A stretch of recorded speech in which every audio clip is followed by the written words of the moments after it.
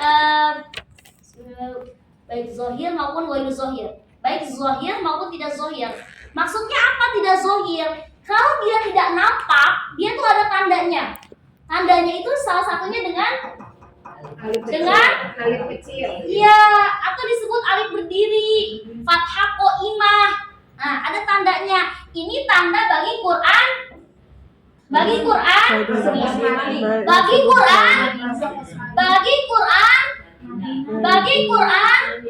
Indonesia. Kalau Madinah nggak ketemu yang namanya fathah qaimah, nggak ada. Yang namanya kalau misalkan di mana tuh namanya di Madinah itu nggak kayak gini penulisannya. Ada lagi simbolnya, simbol yang menandakan bahwa dia itu panjang. Makanya mat itu ada dua jenis. Ada yang terlihat benar-benar jelas huruf matnya, ada yang tidak. Nah, makanya berarti ini zohir apa ghairu zohir? Panjangnya ghairu zohir karena yang nampak adalah fathah qaimah. Selanjutnya ini apa pengaruhnya? Apa urusannya dengan wawu? Ini disebut dengan harfu zaidah, huruf tambahan. Dia ini hanya ada tapi berfungsi enggak? Dia enggak ada fungsi tapi ditulis. Kenapa tetap ditulis? Dia punya maksud. Kaidah imla itu punya maksud menuliskan riba itu seperti ini. Mungkin ada kata lain yang menyerupai seperti ini, dan untuk membedakan dengan kata lainnya, makanya ditulislah seperti ini. Nah, itulah yang disebut dengan huruf zaidah. Huruf zaidah memang benar ketulis, tapi dia nggak mempengaruhi bacaan. Ketulis memang, dia hanya untuk membedakan dengan kata yang lain. Minggu depan akan saya jelaskan apa kata lain tersebut yang menyamakan hingga akhirnya si wawu ini bisa nampak, bisa muncul di sini. Tapi dari segi hukum bacaan nggak berpengaruh. Riba ya tetap dibaca riba, nggak jadi ribau.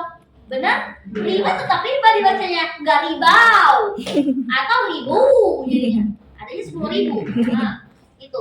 Tadi apa Ustadzah Zaidah? Zaidah, tulisannya harfu kayak zaidah. harfu Zaidah. Harfu zaidah.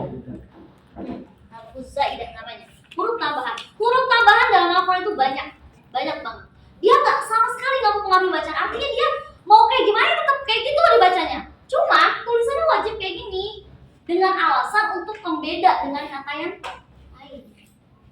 Sampai di sini jelas? Sampai di sini jelas?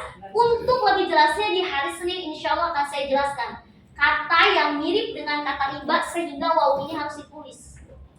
Ya, dia emang nggak mempengaruhi bacaan, tapi dia punya fungsi membedakan apa dengan apa, seperti itu. Nanti akan saya jelaskan hari Senin terlebih dahulu. Jadi sekilas hanya saya jelaskan seperti ini. Dan maksudnya ba itu tetap dibaca panjang karena dia tetap mempunyai huruf mat, tapi nggak nampak, makanya dia ditandai dengan fathah berdiri atau fathah qaimah. Paham tuh? Paham nah. Seperti ini dulu. Nanti tolong ketua kelas boleh ingatkan saya di hari Senin saya akan menjelaskan tentang ini, kata apa yang menyerupai riba sehingga kata riba ini wawunya tetap ditulis walaupun dia nggak mempengaruhi baca. Jelas sampai di sini? Clear? Setidaknya kita tahu mana matobi'i yang nampak, mana matobi'i yang tidak nampak. Karena nggak semuanya tuh nampak. Coba perhatikan di Quran. Ada beberapa yang kita baca nih. Contohnya Maliki Yaumiddin. Maliki itu kan jelasnya alifnya jelas gak? Enggak. Ada nggak?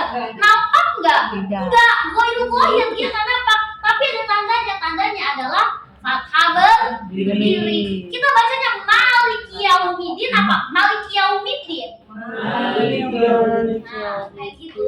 Itulah yang menjadi fungsi dari simbol. Simbol itu yang menandakan bahwa mat itu pada hakikatnya ada di tempat itu, tapi nggak nampak, dipengaruhi oleh beberapa tanda. Salah satunya tandanya adalah fathah qaimah. Ini disebut dengan fathah qaimah ya. Fathah qaimah. Banyak ya variasinya. Haimko? Faina. Haimko? Faina. Wah, dicatat kalau mau bicara. Iya.